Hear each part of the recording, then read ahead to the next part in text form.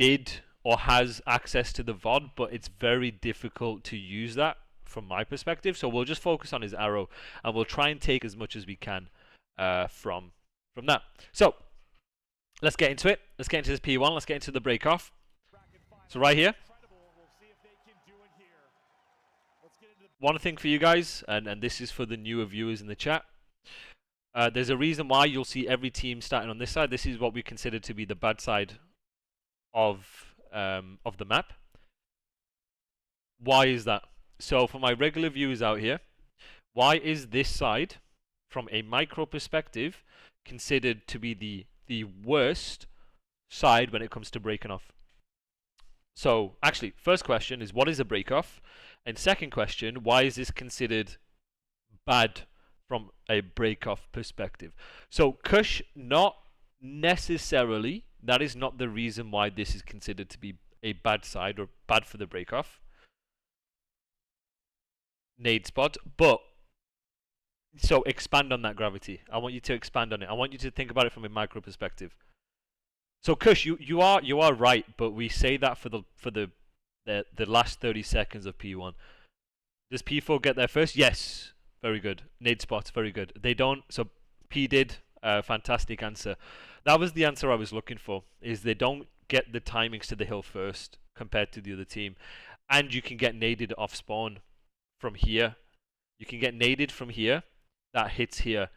So you can't just bully through and heat check and take Charles when the other team have nade spots to deny your timings. That is why this is considered to be the slightly worse side out of the two, because it forces you to either wait, which then gives them timings to get into advantageous positions on the hill to then slide cancel, take Charles, whatever, but then it forces you to then take routes as opposed to just banging through. So let's look at Optics break here, chat.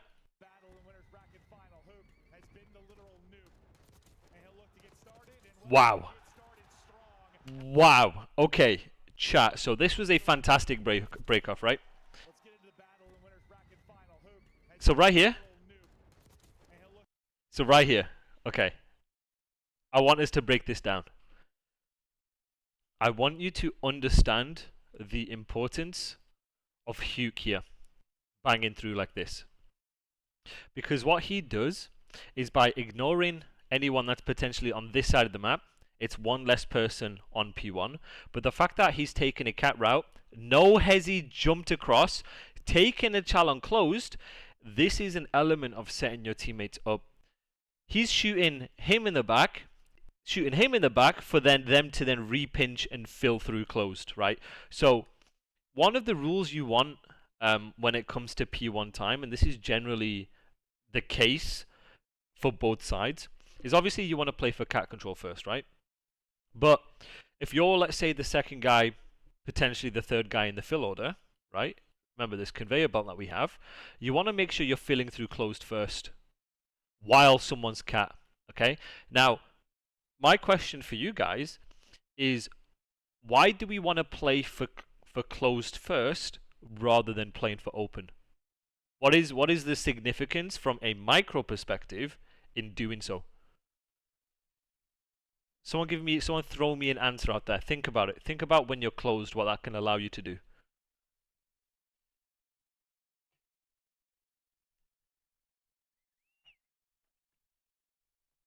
To keep spawns. So from a micro perspective, that is not the answer I'm looking for. But solid answer here, right? Just a better position and helps cat if you don't have it. You get progression. Any more answers? Come on, guys. What answers have you guys got? Let's get the brains thinking here, chat.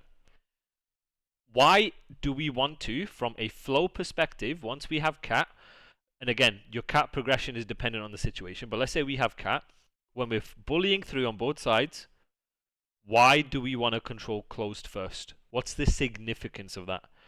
You get progression, good. Fill through P3, not necessarily. What do we reckon, chat? What else? What do the rest of you guys think? Push out mid-dawn, force the P4 spawn. Okay. So It's a hybrid spot. Okay, good answers. Good answers. So, Keizo was right. Keizo was right. Okay. Power position, block off mid rotation, force them. Cat. Good. I like some of these answers. But from a flow perspective, when you focus on prioritizing closed first, and also from a micro perspective, if enemies have cat or enemies have open, it gives you the ability to push forward, bump forward, and then it's almost like you're re-pinching.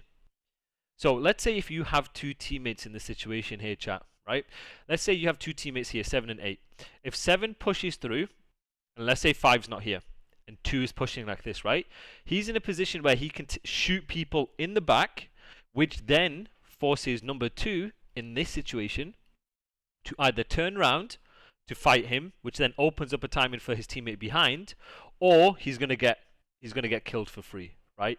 So by controlling closed and by filling through closed first, it gives you that micro timing and the ability in the gunfight to shoot people in the back and set your teammates up. So understanding what lanes you need to pick up first can have a significance when it comes to taking fights. Sure, you might have situations where if they're in lights and they take the fights, then sure, you might be at a slight disadvantage because he's going to camera you, right, while you're running down.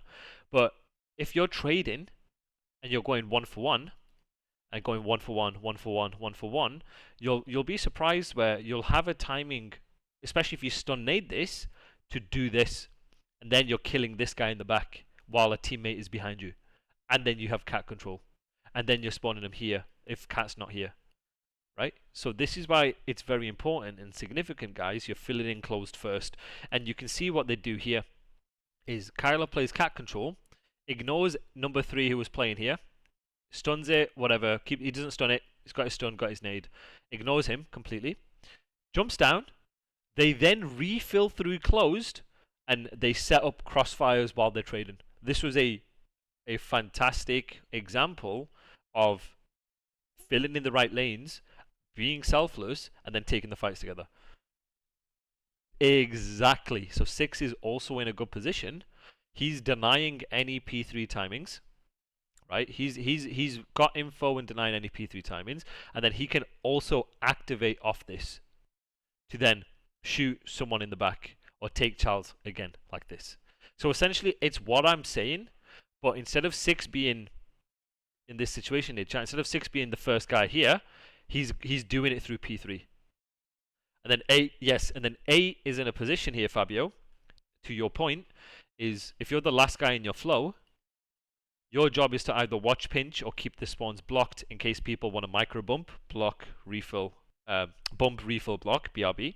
So if they want to BRB here, and they want to use their free life, then 8's in a position where he can back off and hard block and keep them spawning in a particular side. Bump, refill, block. Yeah, so you see how all these concepts come together to give you an advantage in the play. So this is a fantastic break from Optic here.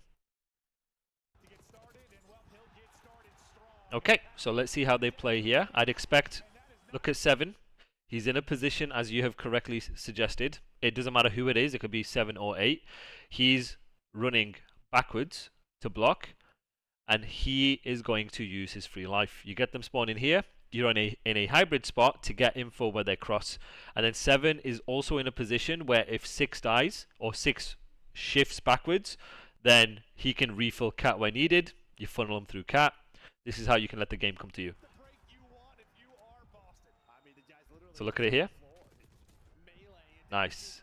It's a weighted spawn system. So there are certain spots that will hard block. The further you push out on this side, the further you have to go backwards on this side up to a certain point. This is what we talked about, the Optic teamwork just being exceptional. Excellent. Nice, good refill. Look at 7 going back, playing his life. Wow. Wow, how has he killed him there? Hold on.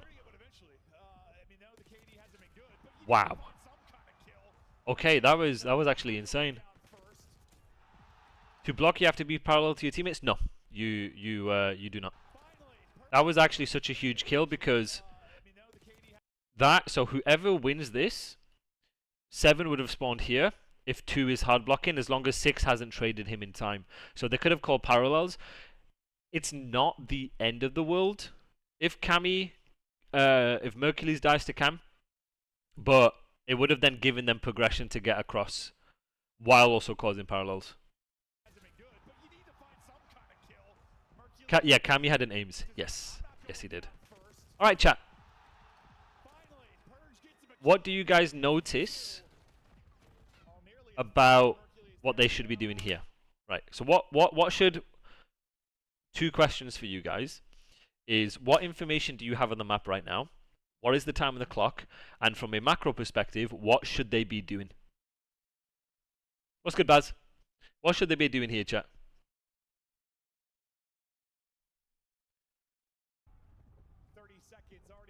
Play ahead. Okay. Now, what does it mean to play ahead, chat?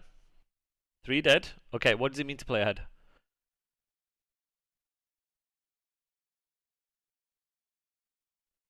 What does rotate? Okay.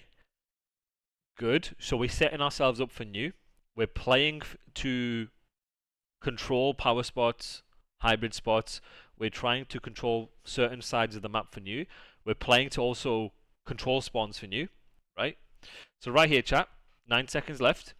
These are going to be situations where you'll see teams adopt their game plan when it comes to playing ahead. Teams will like to control certain sides of the map in order to make that next wave easier for them, right?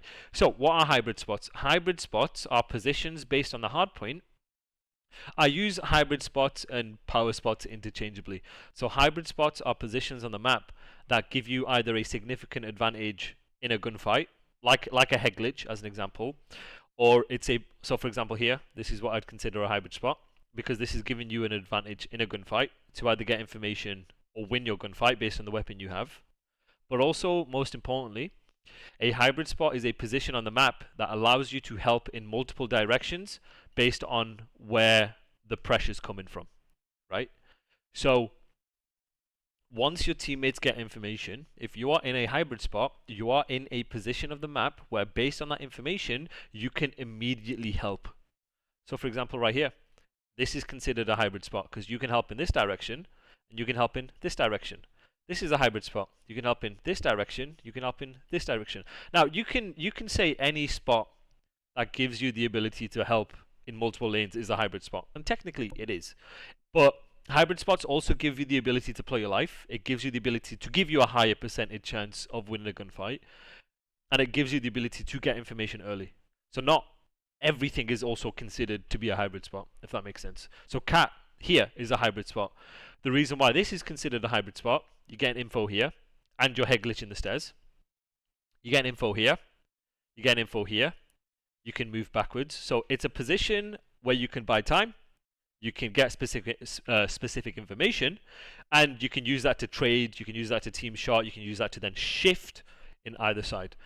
So right here, chat, back to my previous point, is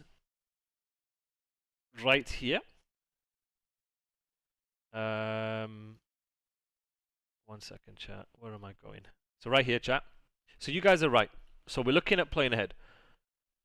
Okay, is this related to what you said with complementary routes? So, what are complementary routes? Actually, when we talk about breaking hills, Datado, I will talk to you about what a complementary route is. Long story short, without going into too much detail, complementary routes are taking 2 different routes that can help each other take fights. So, let's say if someone's here, if someone takes this route and someone takes this route, they're both in a position to take the same fight from multiple different angles. These are routes that complement each other without both of you taking the same lane. Okay, so to go back in here, guys, now this is when you start to play ahead. You'll notice that pro teams will have a game plan or set lanes that they will want to control first, right? They will want to fill first. And for a rotation wave, this is now the rotation. So right here is 5 seconds. This is what we call the rotation wave. Most teams will try and control this as an area that they want to fill first. So where Kyler is playing to refill this first, and then they're trying to get across while having 6 block in the back. For my regulars in the chat, Why is it important that on a rotation for a particular hill, if you fill a specific lane first, what does that allow you to do? And so for my newer viewers in the chat, feel free to answer. But what is the importance of filling a particular lane first while you are on a rotation here? While you're filling and flowing in a particular lane first. Now, I want to talk about it from a macro perspective before we talk about it from a micro. Okay, to block that lane, info, manipulate the team to get old hardpoint spawns. So, okay, good answers so far. Get progression, have the first wave and let the game come to you. To pick up the timing for the quickest route possible or deepest route depending on your spot in the flow. Timings. Get information and give back to your team and timing. Okay. But there's one more.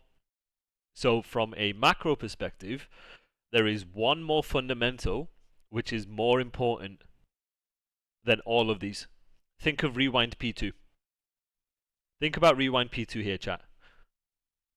What does it allow you to do? And I will give you the explanation for my newer viewers in the chat.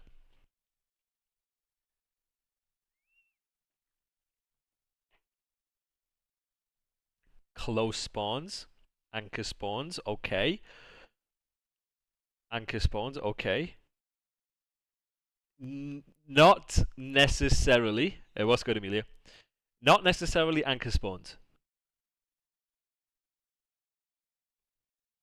Come on, chat, let's get thinking. Team shot layer, let the game come to you. So right here, chat.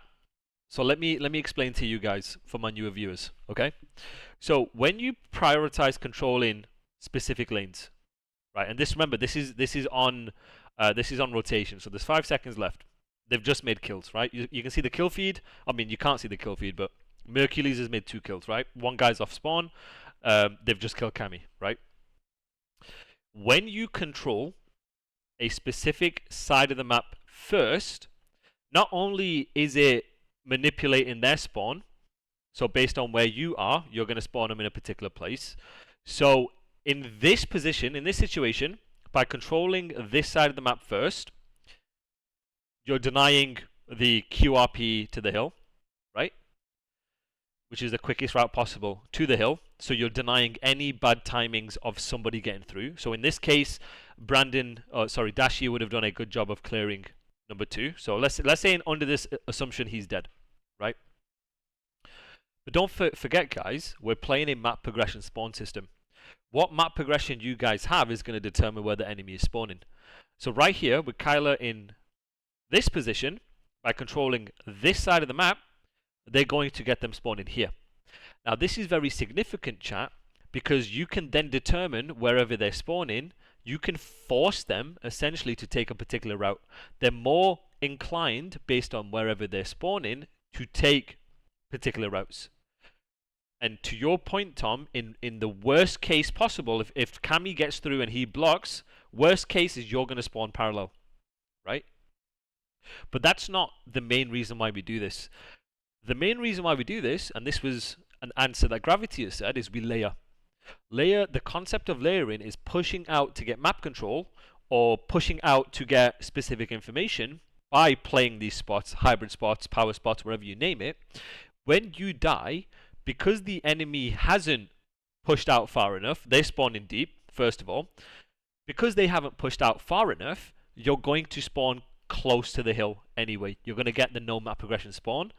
And because you've got that specific information, you can react off that information more confidently, because now you know exactly where someone is, you know exactly where, or you're predicting or you're anticipating what routes he's going to take, and therefore when you know that, you know the timings you have to then get into a better spot to win that next gunfight anyway, and to trade efficiently. When Shotzi's talking about efficient kills, and you saw it in a clip today, he's talking about which kills matter the most in relation to the macro, in relation to blocking spawns, in relation to the hill, right? Would it also depend on if the hill was white time? Not really. Yes and no. Yes, in a sense that none of your teammates are pushed up, then they're just going to spawn basically close to the hill. And no, because of where Kyler's positioning is, he's still influencing. Are they only spawning there because P1 is still up, so the kills at the end? Yes, Ben. Fantastic, fantastic answer. Now you're thinking. I've not even gone to that part, and now you're thinking, and this is fantastic, Ben. Right? I want to give a shout out to Ben here. So P1 is still active. Therefore, the spawns of P1 is still active. And your whole idea when you're rotating is not only are you trying to deny the QRP to the hill, you're trying to deny the longest route, hardest route for them to get through, right? Not only are you doing that, but you're trying to give them the deepest spawn possible for new. Because to my earlier point here, chat, is this is how we layer. When you give them the deepest spawn, it takes them longer to take a particular route or a specific route for the next hill. When it takes them longer, you can use process of elimination to figure out who's doing what. You're tracking names. Pro players are tracking who's available, who's up, who's not. And then if you play aggressive and you spawn them deep and you die, you're using that free life, you still spawn close to the hill to then give you a layer. Meaning you have another opportunity to trade the most efficient kills in the moment to then play the wave, iron up, play the spot, do what you need to do, and then go. This is then how the game becomes very wave by wave. Even with Hugh's position, if P2 was up, wouldn't they spawn deep P4? So, if P2 is up, there is a good chance, because there's two people out, they will spawn here. They will spawn there. 6 will be playing to block the back. 5 is blocking here. They've got two people out. Yeah, they'll spawn here. So let's see how Kyler does it here. So let's go back to here, chat. So look at the way Kyler's playing it, right? So I'm going to mention this again. I'm going to sound like a broken record. This right here is the most important kill of the map so far. So chat, why is Cammy the most important kill of the map so far? Of the map right now, in this specific moment? Out of the 4 players, why is his the most important? Okay, literally stops all the progress. Yep. So what does that mean? It confirms the spawns. He's denied the QRP. Okay, yeah. He's denied their quickest route and Optic's longest route. Dunner's welcome. He can't influence spawns and everyone knows where the rest of Boston are coming from. He was in depths, was counter-blocking. Good. Now we're using the correct terminology here, chat. Cammy was potentially in a position where if he got through, multiple people will have to chase him. If multiple people have to chase him, so let's go back to the chalk talk here. Yep, so guys, fantastic answers. Now we're thinking, right? So let's address it one at a time. If Cammy pushes out and he stays alive, then 6 has to come back for him, 5 has to come back for him. They're going to spawn gun. You know, it makes the game messier because they're giving up map progression, which opens up a timing for Boston to then do something together, right? This is how we then, if Cammy stays alive, this is how you then mitigate the map control that Optic have. This is how you go from minimizing the advantageous position that Optic have by making the game messy, right? When teams have full setups, by staying alive, holding progression, by being annoying, you minimize the advantage that Cammy has. But he's also pushed through. He's in a position where if Boston start making kills, if another person comes past the 50-yard line while P1 is still up, right?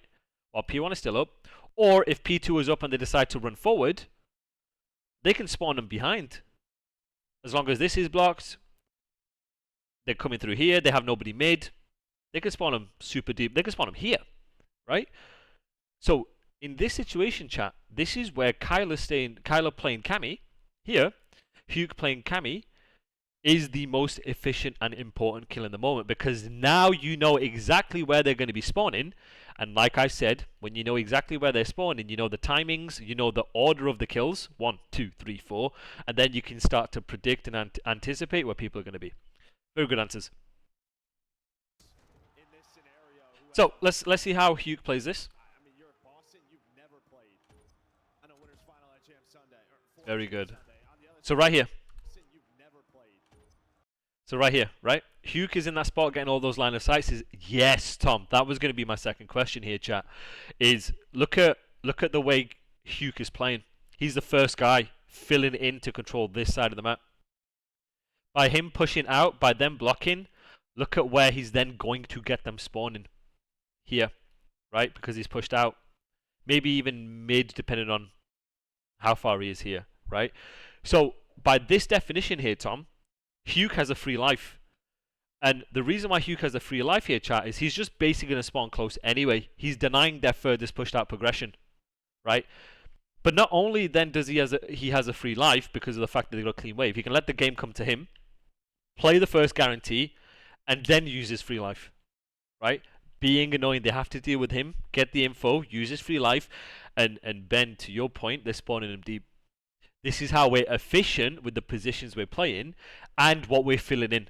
And this, my chat, the core point here is this is all determined by what lanes you pick up first.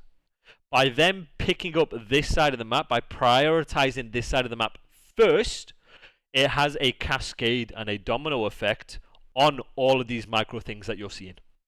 Now, Kyler has the ability to either let the game come to him or use his free life. He could do either.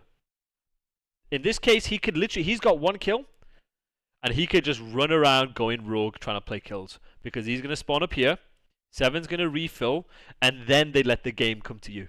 Right? Easy enough. Now look at how Kyler's playing it. And then look at Seven, refilling where needed. Now, this is why it's really important you understand from a flow perspective what spots you want to refill. Refilling means if my teammate has died, I'm going to try and get that same lane or that same spot that he has just done, because that is the most impactful spot for the enemies to use to break, right? So right here, chat, where 7 is, this is what we consider to be a progression spot. This is the most crucial spot when it comes to P2. Why is that? Someone give me an answer why you think that is a crucial spot when it comes to P2. Why do we think that?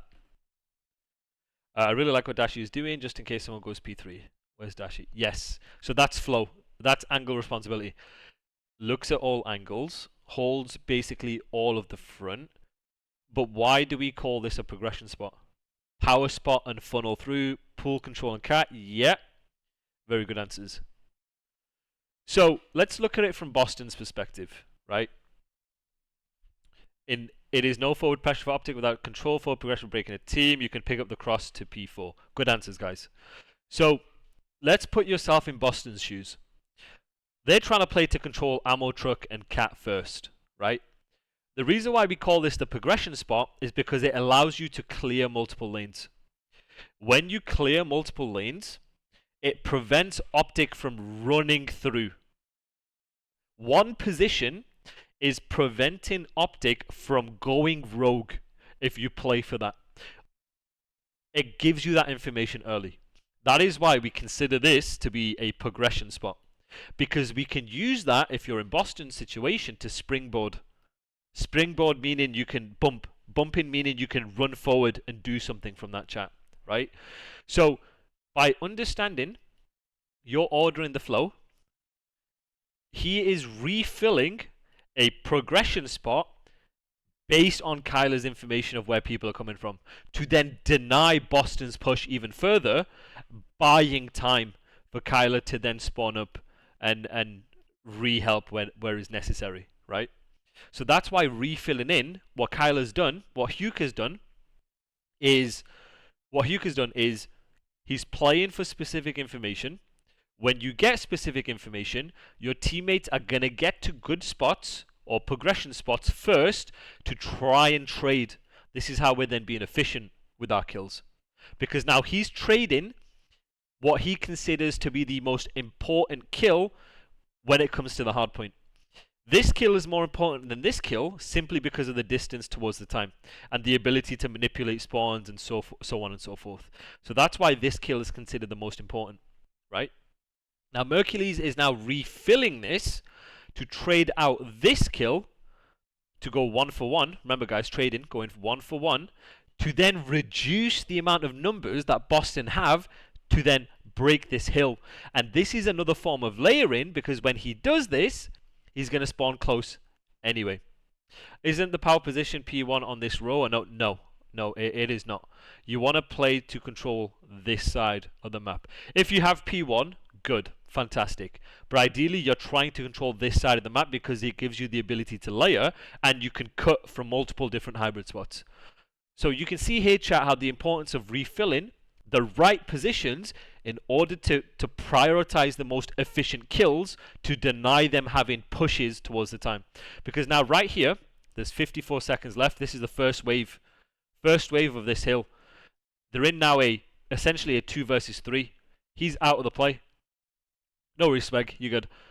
Now, they can't reliably break this because now they're going to layer. What situation will make Boston have to push P1? Now, the situation in which you want Boston to push P1, in my opinion, is actually this guy. I think 3 should have played for P1. Now, the reason why I think 3 should have played for P1 rather than going all the way around is because now, for my viewer who asked about complementary routes, this is what we call a complementary route. And think about the situation at hand. So, chat, I'm going to go on a bit of a tangent here. Forgive me on this, right? So this is fine, right?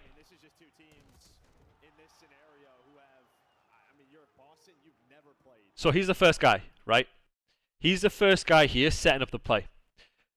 The reason why I like having someone going through mid at the same time they're trying to fight for this is because we're setting up a 3-1. And because Optic had P1 control, right? They shifted back. They could have very well have done something like this. They could have very well done something like this, right? So the reason why you want to refill P1 when you're trying to break for P2, right, is and this is when Optic have P1 scrap, is you deny their pinches, and not only do you deny their pinches, is once you've cleared P1, they have to worry about you. And if they worry about you, one of two things happens here, chat. It's either it's 1 or 2 less people fighting for this, or a timing is open for you to activate to then help your team. This is what we call a complementary route. It's because you either catch people shifting to wherever the pressure is coming from on the 3-1. Let's say it's something like this, right? Some variation like this. So here. So then you catch anyone shifting, or they're worried about you and it gives you space to then hit. Helps reduce pressure on your teammates and pulls arrows open. Yes. Very, very, very good. Yep, very good answers. So that's a situation, to answer the earlier point, is when you would play for P1. Ideally, you do want to play for P1 because once you get P1 control, you still have the ability to do this. It's just you're denying any repinches, which you should do because they had P1 control. And then number 1 can play for cat and hold progression while they hit through front and cat. Should Merc be playing stairs or should he be moving where Kyler is? I think he's fine here. He's fine here. He's completely fine. He's fine because he's playing here because he can help either side. And when he can help either side, 8 can help. That's the importance of having a hybrid spot here, Ben. He can play either side, and 6 is getting info front. So this is what flow is. This is what refilling the right lanes are, and this is how you then make the most efficient kills. Okay, let's keep this going. So look at 7 here. Back to my earlier point. He's refilling where the kills are coming from. He's trying to play for the most efficient kills. It's fine. He dies. That's it. This is a good break from Boston here. So look at this. Look at the importance of killing number 7 here, chat. Look at the importance of killing number 7. So this is the free life that Kyler's got. So you could argue Kyler should be refilling here, right? Been seeing some of the CDL people complain about new cardcasters. No, we're playing on the retail patch. Does getting Merkel Boston to 8? Yes, it does, Tom. Now, you could argue here Hugh should be shifting across, playing outer, pull out an AR and shift across. But look at how Boston play this. Look how good Boston play this. This is the importance of controlling progression spots on specific maps, guys. This is why the progression spot on P2 here is very, very important, because look how it gives you the ability to then bang time and ape time. Now, 3 could have played for P1, cleared P1, and then done this. He got lucky. I'm going to say it for what it is. Joe got very lucky here that they didn't ape P1, but regardless, very good play from Joe. Essentially the same concept. He's going to kill anyone shifting. And then if Optic do end up shifting through here, he has it. He's then in the position to block this. They then ape using the progression spot here and spawn him behind. This was genuinely such a good break from Boston. So look at this here, chat. You spawn here. He pulls out an AR if needed. Pulls out an AR. See that Purge pulling out an AR again. Where you spawn, depending on your number in the flow, you can use an AR or a sub. So Purge spawns here. You spawn here. Pull out an AR. You spawn in here for a reason. Look at the break here. Look at that. Look at where he spawned here. Insane. And they end up bailing out. And this is why, chat, this position is so important when it comes to breaking hill and playing time. Now, chat, there's 30 seconds left. Now let the game come to you. Let the game come to you. Play your hybrid spots. Play your power spots. Understand and play with confidence where the pressure's coming from. And then take fights together. Play your guarantee. Make it a 4v3. So playing your guarantee means you're playing a hybrid spot or a power position and you're playing for that first kill on your screen. And then when you get info, then you're shifting around to help. So you see this here, chat? This is so good from Optic, right? Is that spawn flip good for Optic or Boston since it's halfway to P2 but it helps Optic? In my opinion, because there's so much more time on the clock, you can flip them out. Like, you're in power spots to funnel them, right? This is a weird situation for Boston because they can't exactly bang through here. They're trying to play through here, right? Teams will try and fill and pick up this first. Because there is 30 seconds left, there is still a significant time on the clock. I think it does slightly favor Boston because it is closer to the hill to then play for that time. But I want to also highlight, look at the way Optic play it. They understand where they're spawning them. Kyler is getting to a good spot, a power spot on the hill. He's playing a specific info. Once he gets that info with his stun and nade, he takes fights. And Shotzi is playing to nade and help him fight at the same time. Right? This is what I'm talking about having a hive mind and taking fights together right here, chat. So look at this. Look at them two fighting together. What does Ant fill in? Ant, he's on Shotzi's on hill. He's on hill here, right? Teams like Ammo spawn, yes, Baz. Teams like Ammo spawn for P3. But look, Shotzi is not, and this is what I want you guys to do in ranked, right? When you know where the pressure's coming from, even if you're the guy in hill, right? I'm going to show you from a minimap perspective. Don't just sit in a corner and doing nothing, right? Some people are very, very hesitant. I'll explain about Ammo in a minute.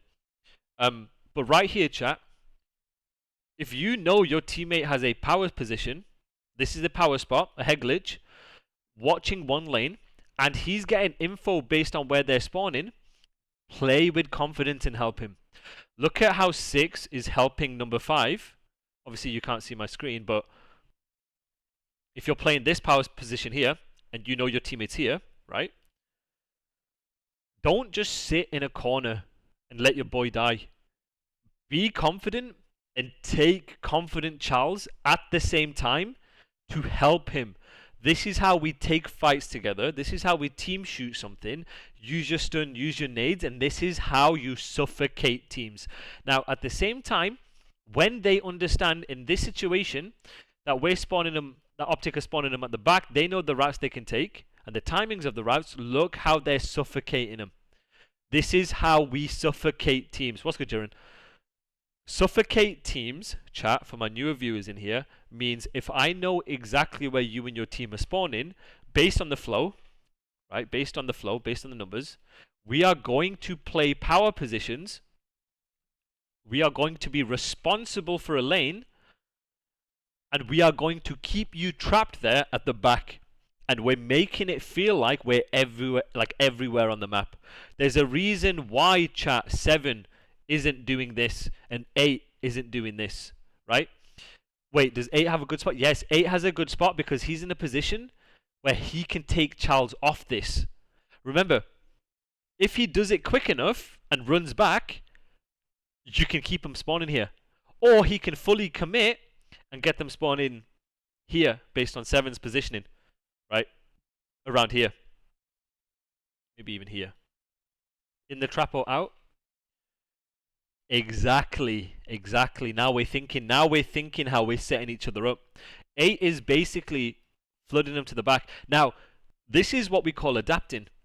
Adapting is understanding where they're spawning in the moment and what decision you have to make. 8 can push through here, play his kills, get people weak for this wave, and there's 27 seconds left, guys, and then spawn them behind. So in this case, probably like here, potentially, right? And then they can recognize, hey, we're blocking the back, let's adapt and turn around and do it again. Because now we know what routes they could potentially take from the other side. So, chat, it's not a case about playing perfect. It's a case of what do you need to do in the moment, make the game hard for the other team, suffocate them, make your kills, then we adapt. And then we can turn around and do it all again. And so this is where Shotzi is playing with confidence, helping 5. 8 is then going to suffocate them towards the back. 7 is going to team shot with 8. And then that's how you hold the wave. It's not about playing perfect. It's not about being, you go here, you go here, you go here. No. There's general hybrid spots you want to control, general areas of the map you want to control. But then you adapt in the moment to what can guarantee you that gunfight. Sure. Yes, this is a hybrid spot. Yeah, absolutely. Because he can help either side. Absolutely. But then, once they realize, hey, there's maybe 4 people, let's say hypothetically there's 4 people here, then it's about being efficient. Now we're trying to trade. We're trying to go one for one, right? Because every trade that you get with hill control is favorable for you. And then 7 is going to do this. Then 8 is going to do this, right?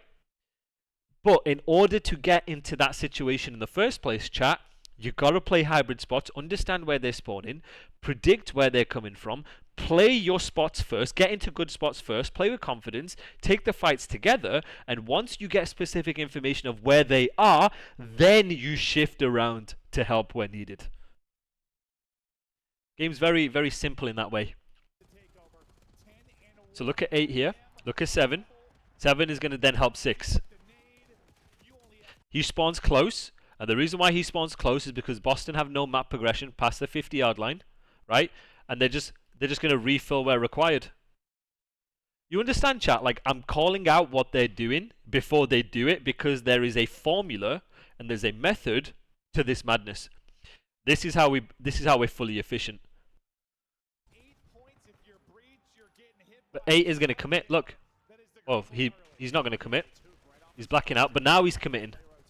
He's still helping. Look at him still helping. You know what I'm saying? Yes, correct. Yeah, correct. So look at this. This is another like example of trust, right, chat? Do you want to make the enemy team spawn in the back? For me, I don't really care. For P2, I don't give a fuck where you spawn them. I just need to know where I'm spawning them. Now, no. So magic artistry, it's Shotzi doesn't shit on him here, and I want you to see why. What do you notice? Why do you think I'm saying Shotzi doesn't shit on him? Magic, I want you to answer this. What do you notice here?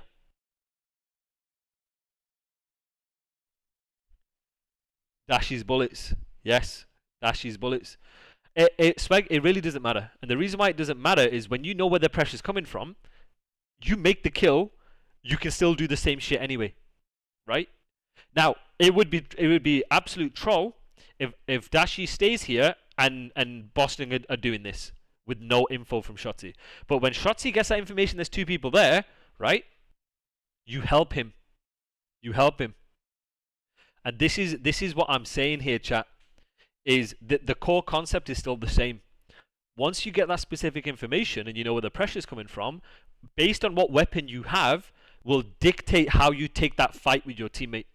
Now, what do you notice that Shotzi's done fantastic here? So I want you to look at Shotzi here, right? He's weak.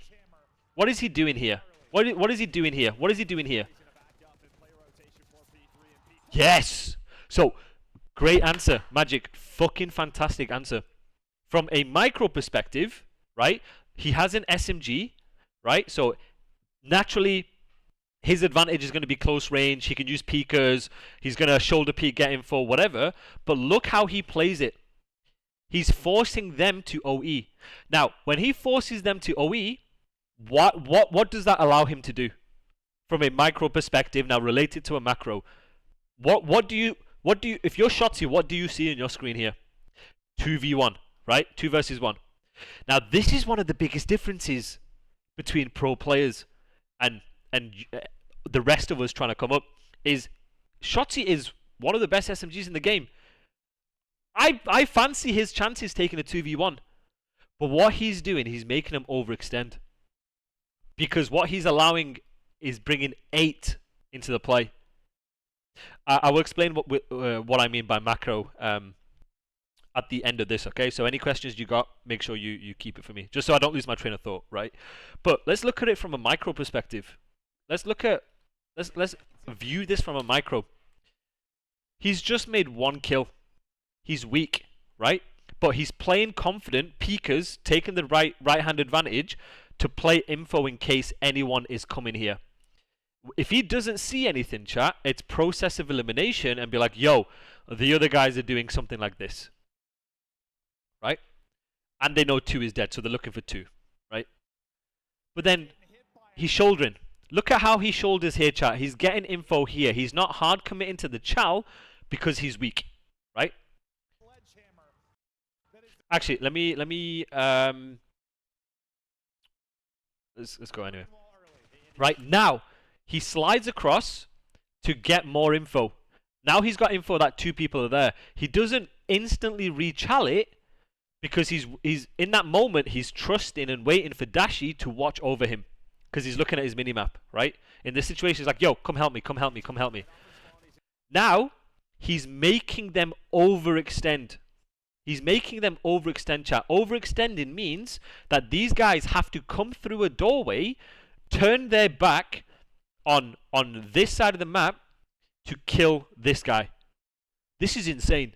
And this is now bringing Dashi into the fight. This is how we then funnel people in. The difference between a likely gunfight win versus a guaranteed gunfight win. Now, I'll explain what guarantees are, okay?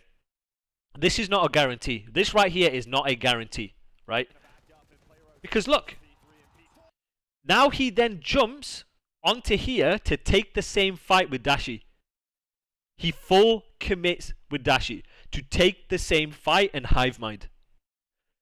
From a micro perspective, chat, he's playing efficient COD because he's bringing his teammate into the play when he fully knows. You could even say he has the talent to 2v1, but he's not. He's utilizing his talent with his teammate. And you might ask, well, why is Brandon here at 10 seconds? Well, you make kills, you're still going to shift across anyway. You know what I'm saying? Rather than leaving them to get the scrap and keep them at the back at the same time. They're not going to be getting through anyway, right? Now, what do I mean by guarantee? Playing your guarantee, you're playing your routine kills, is you're playing spots where you can pre-aim and you know and predict exactly where someone is going to come. So, what is a guarantee? Let me give you an example of a guarantee. So right here, this is an example of a guarantee. This is an example of a guarantee because he's in a power spot and he irons one way. He knows, okay, I know where you are. I'm just going to pre-aim. I'm going to get the trade or get the kill. Another example of a guarantee is even...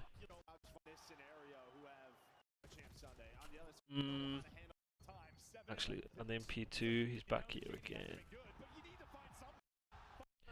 Let me find a guarantee position. I think Hugh does it here.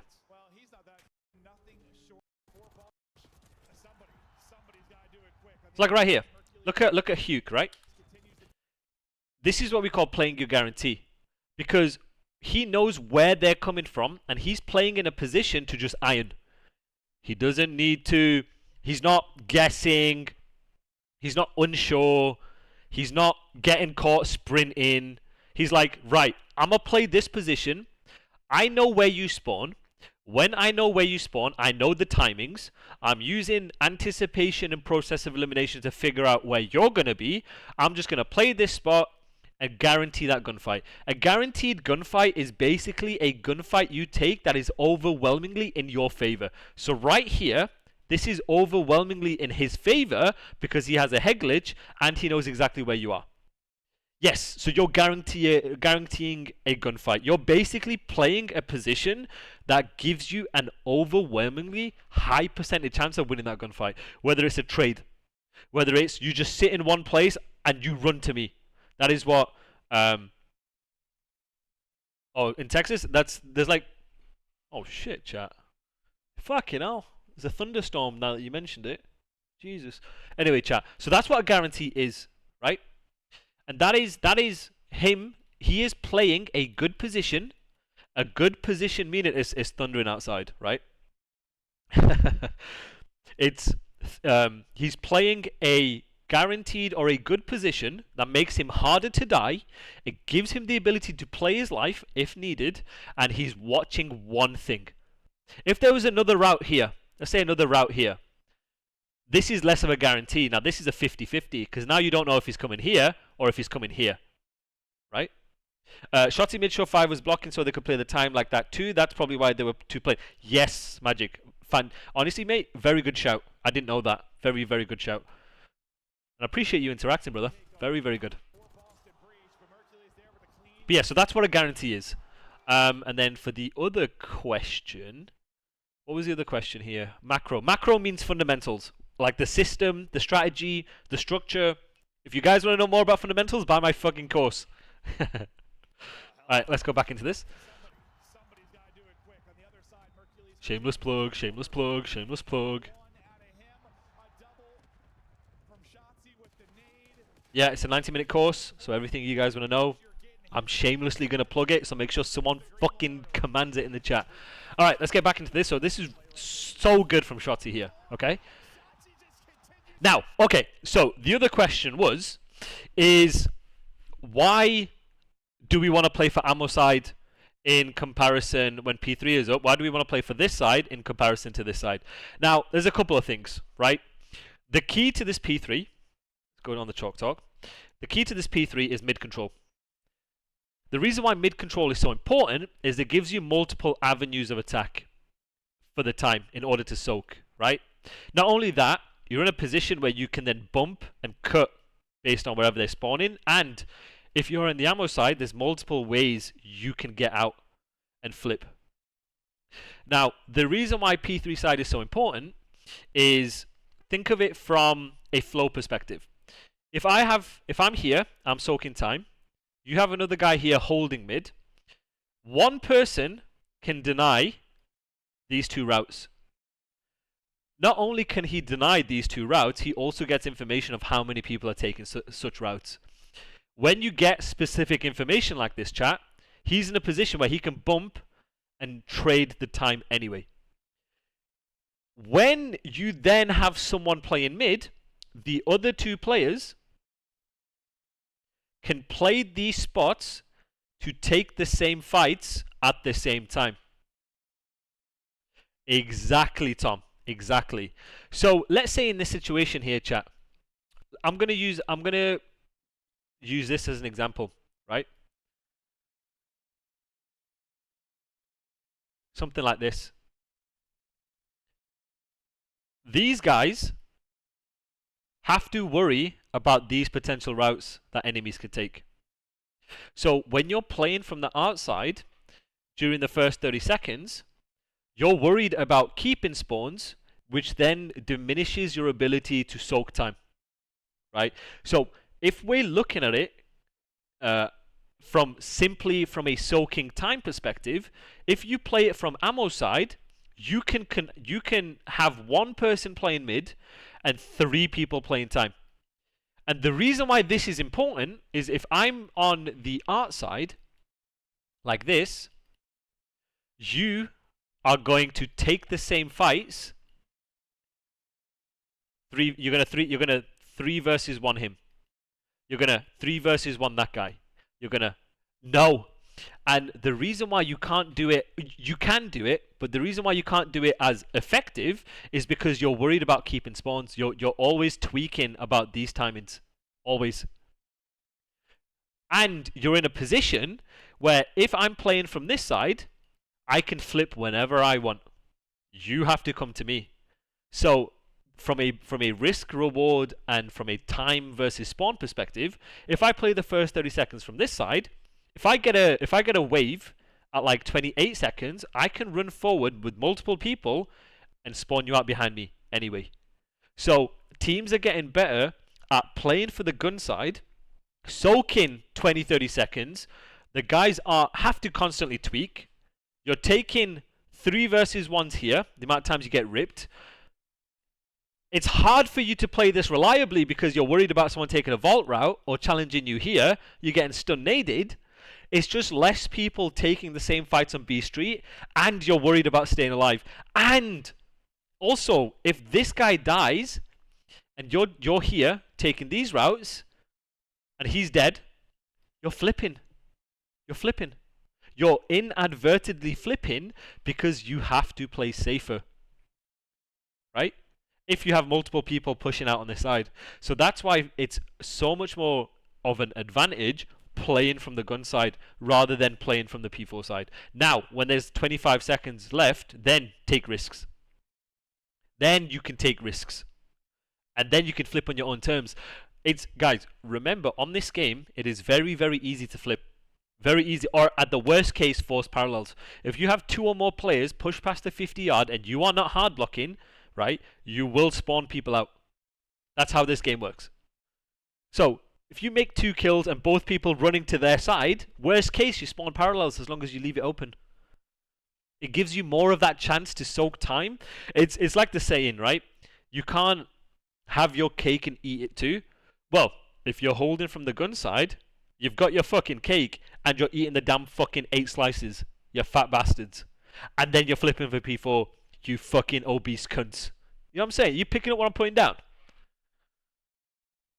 Let's move on. Hey, wait, guys.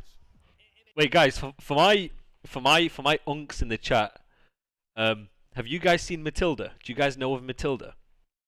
Any of my viewers in my chat, you guys aware of Matilda? The fucking 1995 fucking show, the movie, right? Alright, bet. Okay. You know that fat fucking kid, right? Alright, Elias, fuck the musical. I don't give a fuck about the musical. I'm not that old, right? You know the fat fucking kid, right? Appreciate you, Jeremiah. Means a lot. Am I Asian? What's good, Sully? Right, listen, hold on. You know that fat fucking kid? He eats that fucking cake, right? He eats the entire fucking thing. And then she fucking smashes the fucking plate on his head, right? Bro, that is the equivalent of P3 right here. My boy Bruce is eating the full fucking thing. He's soaking that bitch, right? Soaking that bitch, yeah? And then he's going to flip you anyway. And I'm smashing the fucking plate on his head. I appreciate you, Jeremiah. Means a lot, brother. Means a lot. So look at how Boston play it here.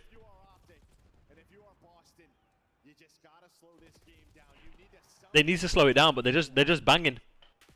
But now you get an idea of like how they play it here. That was such a huge kill, by the way. That was such a huge kill. Yes. Right. So Tom, you want to make sure you're playing him off old, because now he's not in a position to cut you when you spawn here.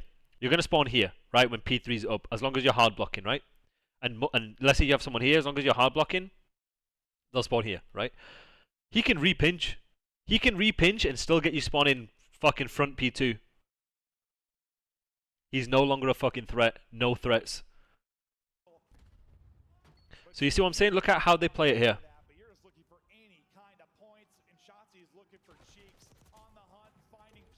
If Dashi doesn't get that two-piece, Boston are in a position where they're soaking time. They'll spawn end up pretty close, and then refill when needed. They'll spawn here, boom, and then refill when needed. That two-piece from Brandon was actually so fucking huge. So where do you have to be on the map to flip? So the way it works is if you have two people on either side, the game will try and flip you on the opposite side. So as long as the further you push in one direction, the further you have to be in the other direction to prevent it from flipping. So now it's 30 seconds. Yes, now it is. Now look at how 8 is playing it. Look at how 8 is playing it. He's denying any routes before because he's predicting Boston to play ahead. Now this is how we relate the micro to the macro, chat. When you understand at 30 seconds, hey, Boston, you understand, I'm from the UK. If you understand exactly where Boston is spawning, and now you're thinking, okay, what do they need to do? What is their win condition? I need to predict and think what they're doing. Based on your flow and where you are, you're going to predict that and play for it. Right here. You see that? This was huge. And now they can play more aggressive. Now they know exactly where the last person is, and they can keep map control. Yeah, exactly. Exactly. Wow. See what I'm saying here, chat? Look at this. Two people past the 50. As long as you leave it open, you'll spawn them out.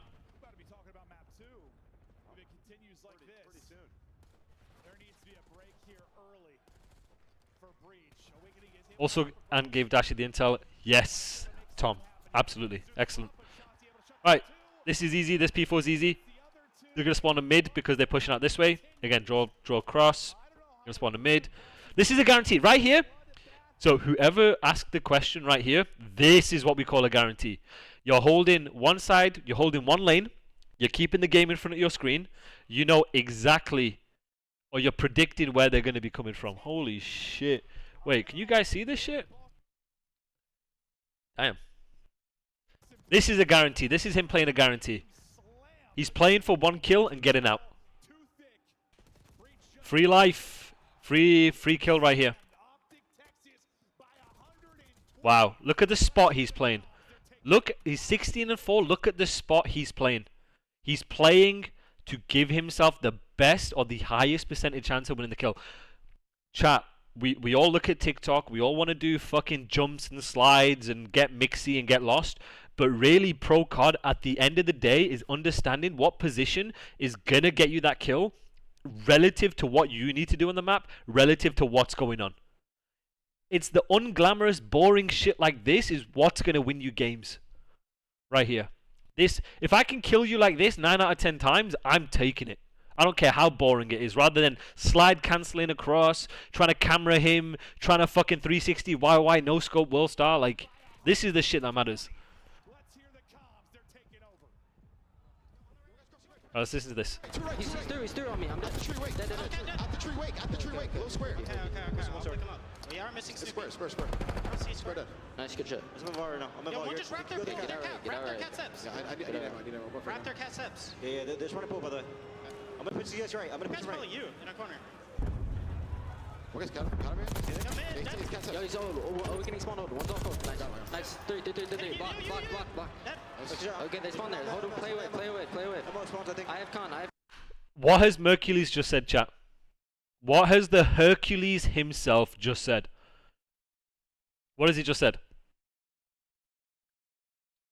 Play a wave. Now, my newer viewers, you are now understanding pro COD.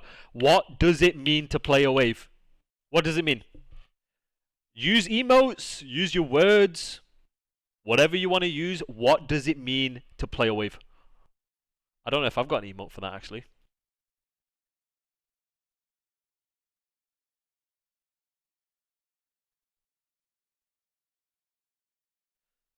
Let the game come. Okay, good. Let's expand. Get kills first, then position. Tati, not necessarily. Let the game come to you. Okay. Hive mind. Hybrid spots. What else, chat? Give me as much detail as you guys. Wait for the game to come to you. Okay, but how, chat? How do we let the game come to you? You can BRB 2 micro bump if you want. Good. Dashy spot. Good. Hold what they have. Good. Set the pace. Not necessarily setting the pace when you let the game come to you. What are they doing? Look at the mini-map, chat. Slow down. Okay. What are they doing, chat? Here. What is this? What is this called? From a macro perspective, what are we calling this? Playing info. Good. Holding. Holding what? What are they holding? Progression. Let the Russian make mistakes. Yep, Sully, good. Holding progression, good. But what are they holding? From a micro, what are they holding? What do we call it? They're holding what? It starts with a H. I have an emote for this. I have a emote. What is it? Use the emotes. My subscribers, use the emotes. What are they doing? So they're holding hybrid spots. What does holding hybrid spots allow you to do? Now think of it from a macro, and now let's start slowly thinking about the micro. What does holding hybrid spots allow you to do? React to pressure. What's pressure? Chat, what is pressure? Pressure is what you put in tires. Let's get this shit. To trade and help. Good. I'm not a tire. Shift towards the pressure to help team challenge trade. Good. This right here, chat, is credit to Mercules, the Hercules himself. Is when you play hybrid spots, you all are responsible for a lane. When you guys are confidently responsible for a lane, you get the information sooner. When you get that information soon, you get specific information. Chat, what is the difference between specific information and general predictive information? What is the difference between the two? What is the difference?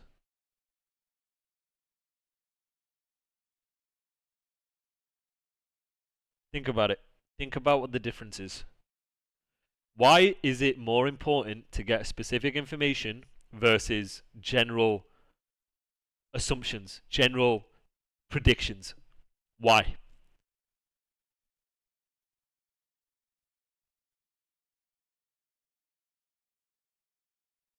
General can be like where they spawn. If you know specifics, you can adapt to it. Specifics is guaranteed, you know it because you've seen it. The other is predicting based off some pressure that was shown. Keep going, chat. Everyone answer. Specific is specific info you see. General is more assumption, process of elimination. Echo, very good answer. Keep going, guys. Keep giving me your answers.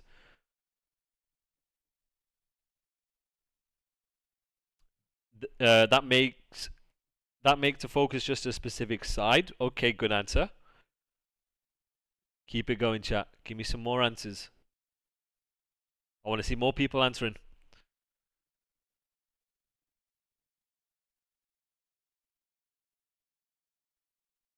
Specific is more up to date. Good. Yeah. So fantastic, guys. Very, very, very, very good answers. Very, very, very good answers from all you guys. So when you get specific information, you know exactly who's doing what. When you know exactly who's doing what, you can shift out of these hybrid spots in your flow to help wherever the pressure is coming from. I miss him, dude. I miss him. I don't know where he is. And once you have that specific info, you can adapt and make plays off it to give you the best chance of holding that next wave. So let the game come to you. Hold hybrid spots. Get specific information early. When you get specific information early, it gives you enough time to react and adapt and put yourself in a position to win that trade and win that wave. Yes, good. It does. Yes, yes, yes, yes, yes, yes. Good shit, Tom. I have all of left. I have all of left. One's left weak. Who? Help him. Help him. One's your cut, one's your cut. On my left, Kemi's a bullet con. Kemi's a bullet con. Three small, one ball. Okay. I'm gonna go. Wow. Close. close. Purge. This could have been literally like a 30-point club. What stun are you? Are you? Okay, chat. Another one close. Purge. He's. Right, chat. Back in this, right? What do we notice he's doing? What do we notice him doing? And give me an answer from a macro perspective. And then tell me why. I know 60 really didn't have the time to leave there, but once 2 go down, should he hop off? He's just trying to play his kill. He's just trying to play his guarantee. Taking a route, taking the long route because he was first to spawn, taking the longest route because he was the first to spawn. Good. We're learning, chat. For my newer viewers out there, when you are the first guy off a spawn, and you realize, does Merc not insta challenge get intel as well? I'll have a look at that in a minute. But right here, chat, when you're the first guy off spawn and you recognize in this situation that they have the time you need to break, right? There's a reason why he hasn't done this. There's a reason why he hasn't aped time, is because when you are the first guy off spawn, for my newer viewers, is you are setting... Can I recruit someone for my league match? Yeah, go for it, Nick. When you are the first guy off your spawn and you understand what map control the enemies have, you're predicting or you're using the information and you understand what they have, you are taking the longest route relative to that information in order to set up the break. The first guy is going to set up the break, right? He's taking this route in order to either take a timing because it's the hardest lane to open, or he's dragging people away to set up the rest of his teammates. So this is very fantastically done from Mercules, taking the longest route first in order to set up a break for the rest of his teammates. What stun are you? Are you? I'm personally going to You see what I mean here, chat? His timing is open because he was the first guy to do it, meaning Boston are less likely to pick up the furthest lane. For my newer viewers, are you picking up what I'm putting down? It's impeccable timing, right? But it's impeccable timing because of the decision he made off spawn. Exactly, Tom. My newer viewers in the chat, are you guys picking up what I'm putting down? So it's very possible. Yes, it is very possible to give yourself bad timing, because let's say Mercules did this, he's dead, 2 would have picked him up, and 8 does this. He's more likely, or the guy off spawn is more likely to pick it up. Because now if you're here and you spawn P2 because of the spawn manipulation, he's going to pick it up. He's going to be like, yo, someone's taking a route. So that's why the first guy has to do it, is because you prevent the enemy from getting the information, and it gives you the best opportunity to have a timing on the break. Then it turns into a funnel. So what Mercules is doing is understanding you're the first guy off spawn, you're taking the route, it's setting your team up for this break. Very good answers, guys.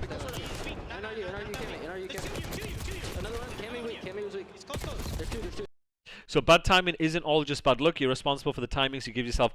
Most of the time, yes. Most of the time, you are responsible for the timings you give. But there is an element of RNG. Like, he could very well turn around for no reason. It's just giving you the highest percentage probability that you get a timing. Because let's say, in that case, Echo, let's say Mercules does this, and whoever it was on the cat turns around to pick it up, and this guy turns around for whatever reason they turn around to pick it up. Well, that's 2 less players for these guys to worry about.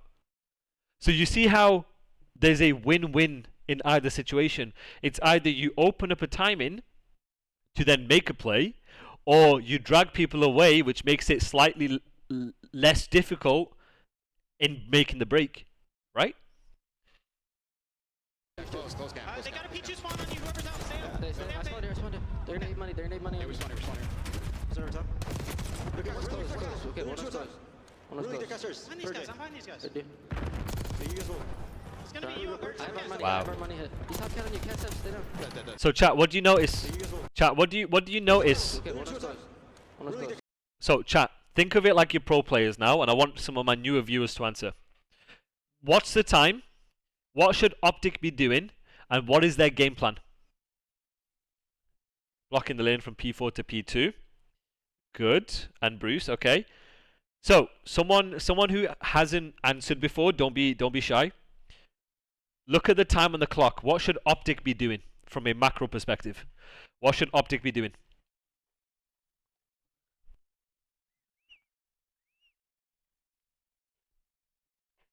Come on, guys, don't be shy. Let's get involved. There's no wrong answer. What should Optic be doing on 14 seconds left going from P1 to P2? Map control for new point. Prioritizing the spawns and rotation to P2. Okay. How are they doing that? So from a flow perspective, what is their game plan? Picking up QRP and playing ahead, holding progression that they have with Hugh. Okay, Baz, no more answering from you. You're an A-star student. No more answering until the Dashi segment. Okay, so Leezy and Alias, right? So from a flow perspective, from a game plan perspective, using the first P2 as an example, what are they trying to do? What are these two trying to do? What is their objective here?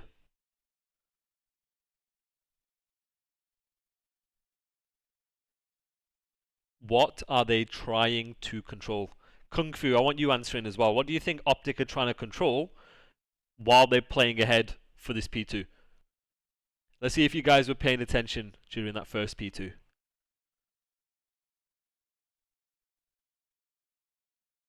Control the hybrid spots, but let's go more specific. Give me more details. What are they trying to do? What's their game plan? What do you want to do on rotation to P2? Let's remember some of the concepts we talked about. Remember layering. How does the answer that I want you to give relate to layering? What part of the map are they trying to control? Bloody hell. Jesus. It's tweaking outside. Cat, okay. Good.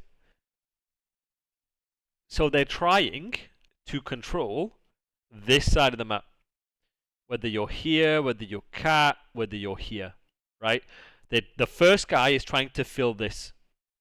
Now, if you're the first guy, why on rotation to P2 are you trying to control this?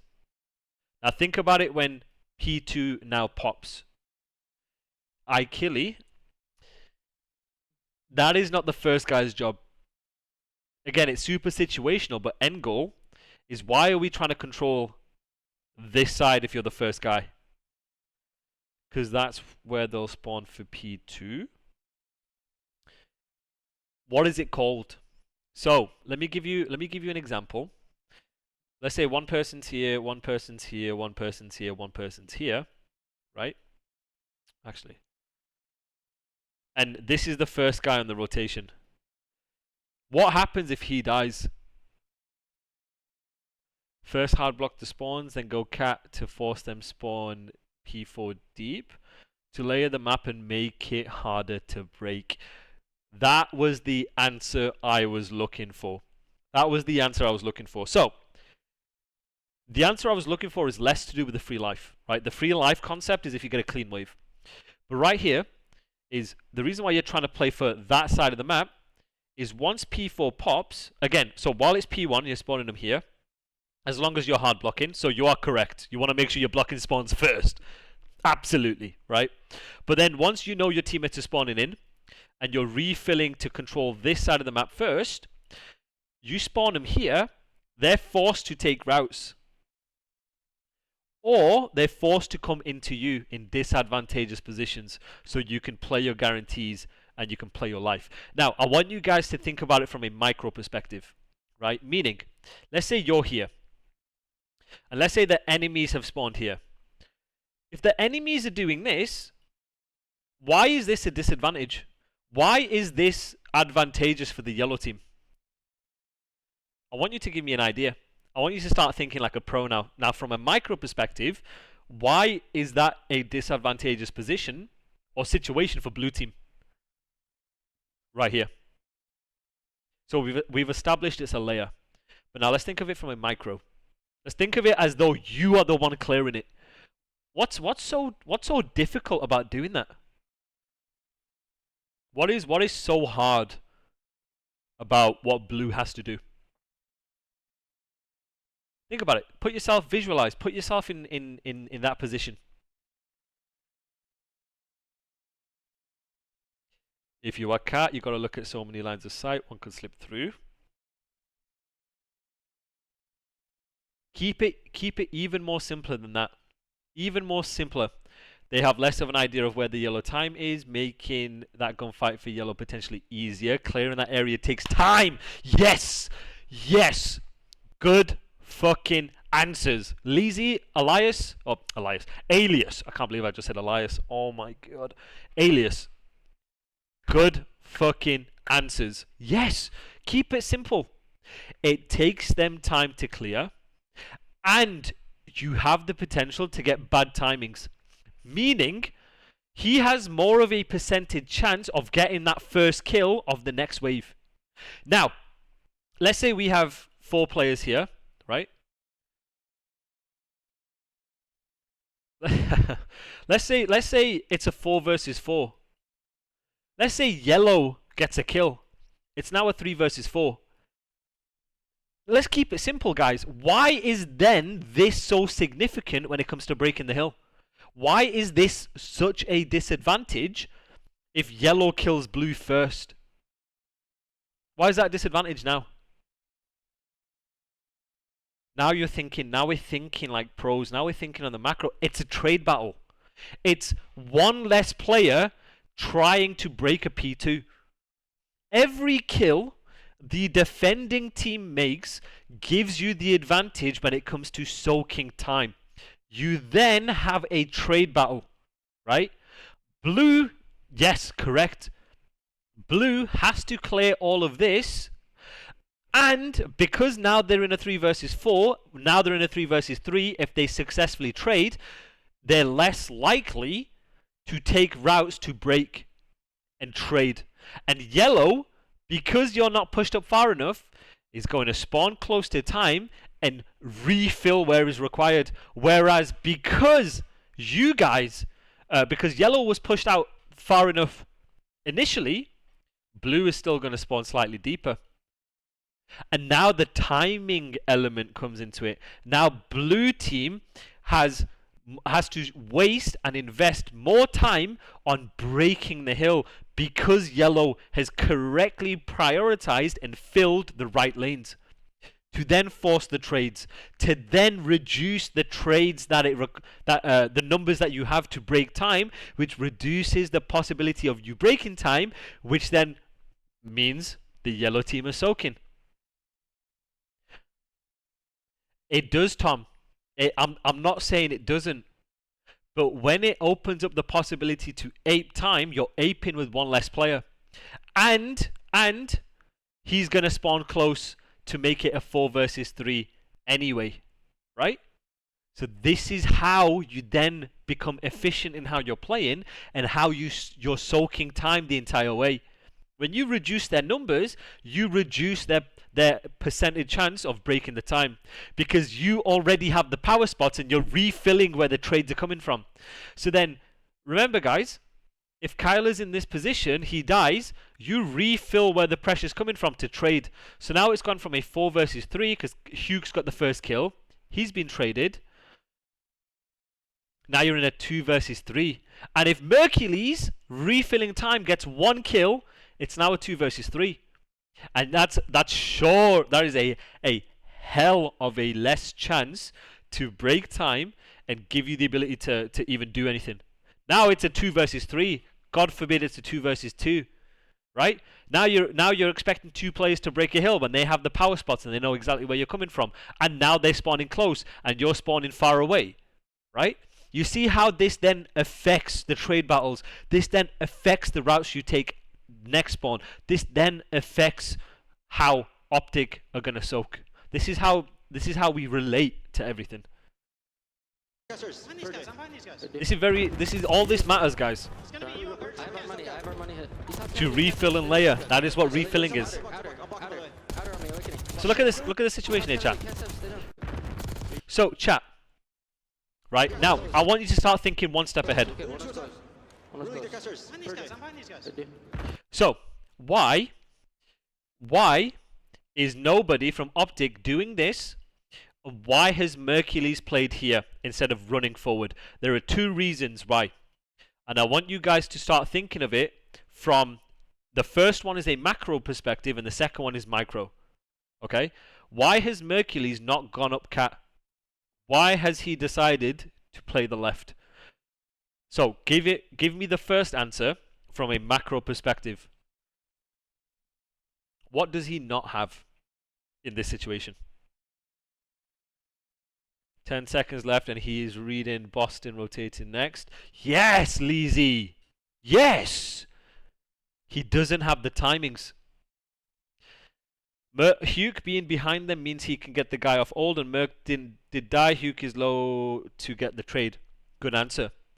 But the answer that Leezy has given, yes. Now, in a perfect world, if kills were made, he's more likely to take this because he knows he has the timing to do it, and he's spawning them here. But in this situation, Mercules knows he doesn't have the timing to take this space. This is the game within a game. This is the mini game within the game, chat. You need to also understand what kills are being made, what info you are getting, and what timings you have. Mercules knows right here, because kills haven't gone down, and he knows based on when people are spawning up from a timing perspective. Holy shit, chat. Damn. Right? He knows he can't get that space. He can't push up the map without being of risk of getting caught sprinting or being in a disadvantageous position. Now, I want to talk about it from a micro perspective. Why is it if 7 does this or 7 does this from a micro perspective, why is that a disadvantageous position right here, chat? Explain to me right here why this is a disadvantageous position for number 7. For number 7 specifically. Why? Think about who he is.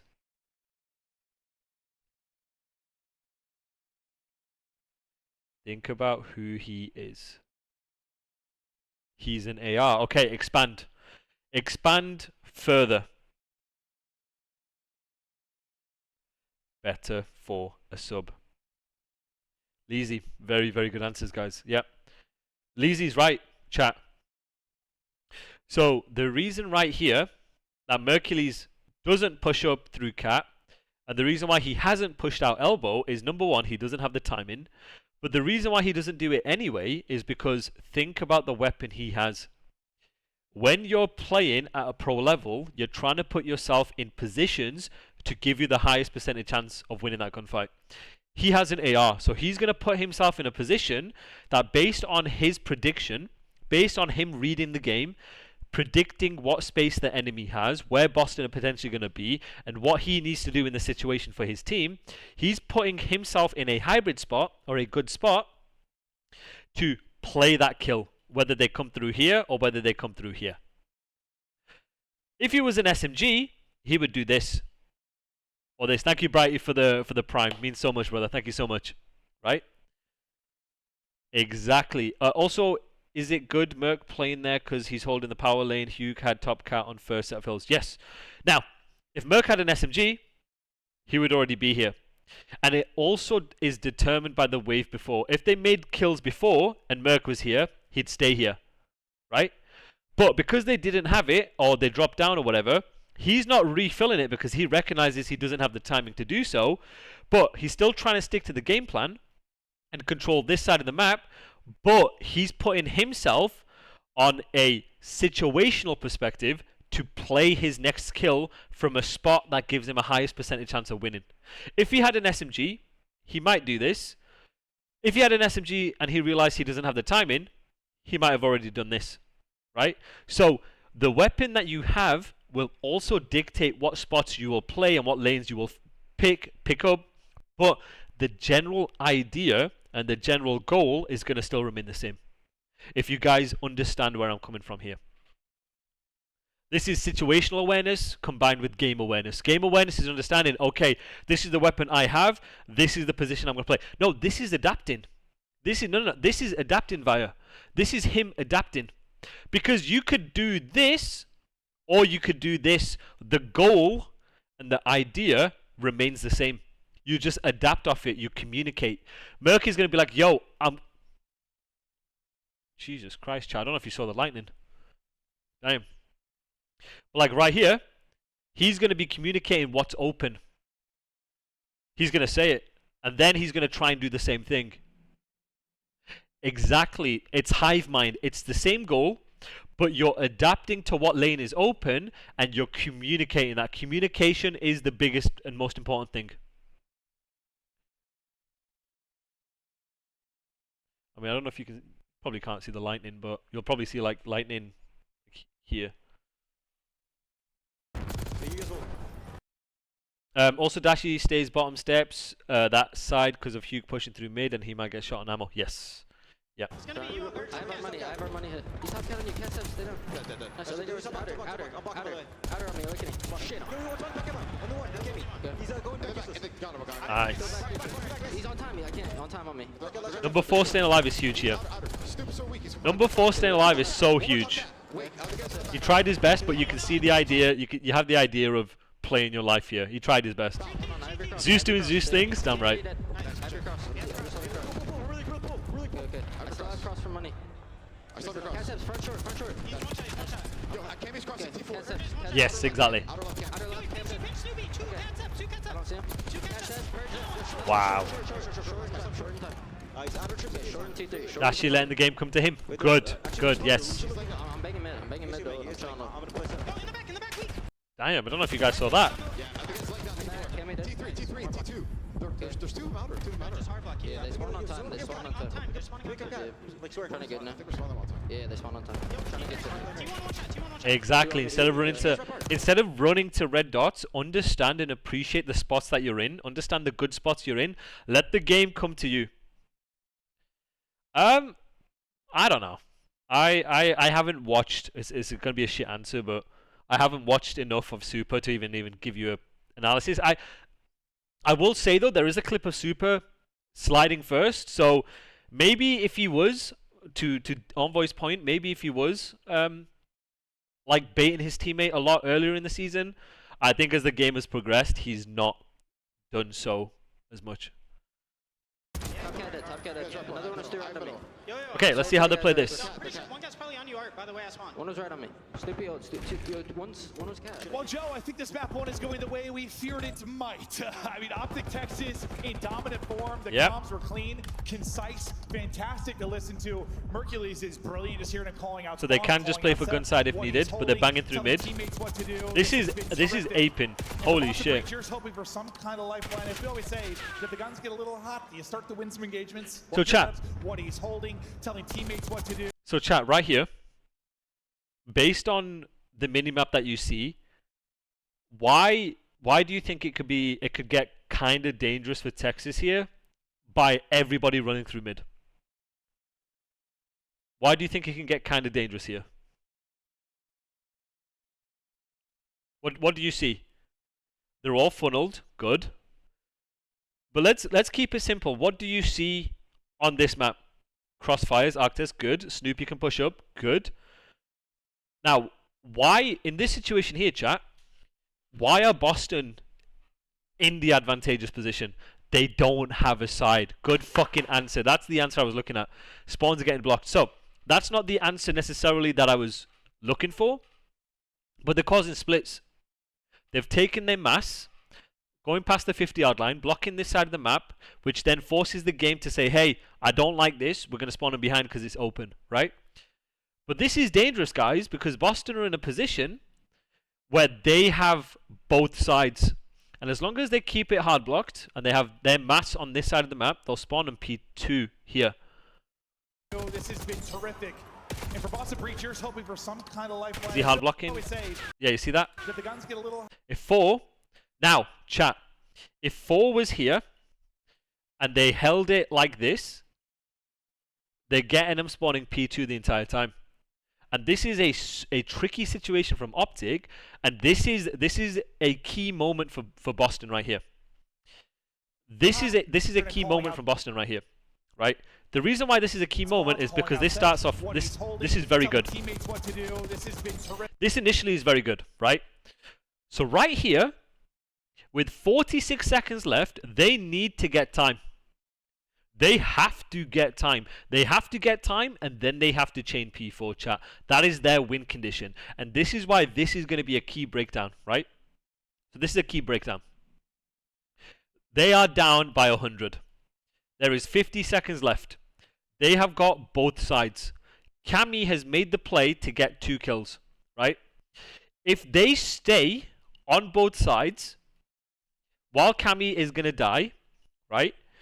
They can force Optic to spawn P2, which allows Boston to soak time because they're holding both sides. It then forces Optic to take routes to funnel. This is the best case scenario for Boston when it comes to then getting themselves back into the game, because now they have the crosses. They're going to spawn here. They can then read the crosses, play a wave, and 4 can then shift across, leaving this open and spawning them here. This right here, chat, is how Boston could have played the wave, let the game come to them. Can we get a 2-piece? I don't care. After that, let the game come to them, hold both sides, spawn them P2, as long as they have someone hard blocking, right? Then, after that wave, while they force Optic to either hit time through mid or take routes for new, they can have their fucking cake and eat it too. They can Bruce it up. They can do what Bruce did in Matilda, chat. And this is how they then soak time, give themselves the best chance of winning that wave, spawn in P2, predict, anticipate, and then they've got the P4 rotation here. And then they can put the fries in the bag. And for Boston Breachers, hoping for some kind of lifeline, as we always say. So right here, 4 should be doing this. 4 should be playing this, and then keep them here. The guns get a little hot. You start to win some engagements. Well, I mean, if you focus in on this map, right? Because what you can then do is when you're coming back, they're still going to spawn here. You then re-bump out if needed to get mid. Or you can then refill through middle anyway.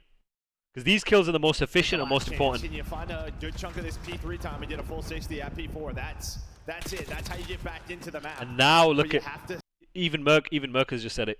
Start slaying. Well, they're going to go 3 down again. Awaiting you to be the last player up, and you see the green arrows. You're going to see the issue here? If you are Breach, who's going to spawn up at statue, and he knows right away it's a 1 versus 1 yep. 4P4 rotation. He has been fantastic in these scenarios throughout the weekend. Has the AR out, and well, he's going to find the freebie.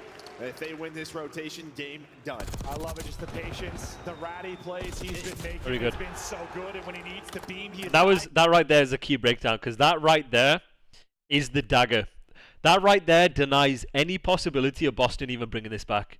If they play that P3 in a line for a wave, get them spawning P2, and then reacted off that to then re-bump out mid, they hold it, they get possibly 30 seconds, hold P4, potentially back in the game, 200 to 170, would have had a chance. But right here, final nail in the coffin. More needed for the W. This has not been close.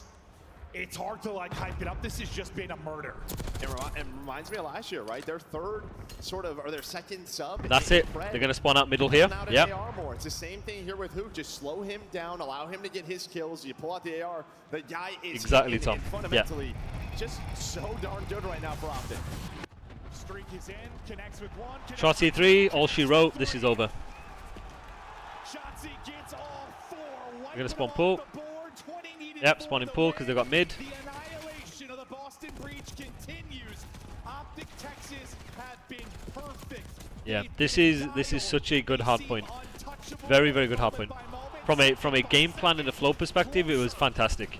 To a grand final, closer to going back to back. It starts in the map 1 and it is dominant for Optic. Very good, chat. Very good. Okay, chat.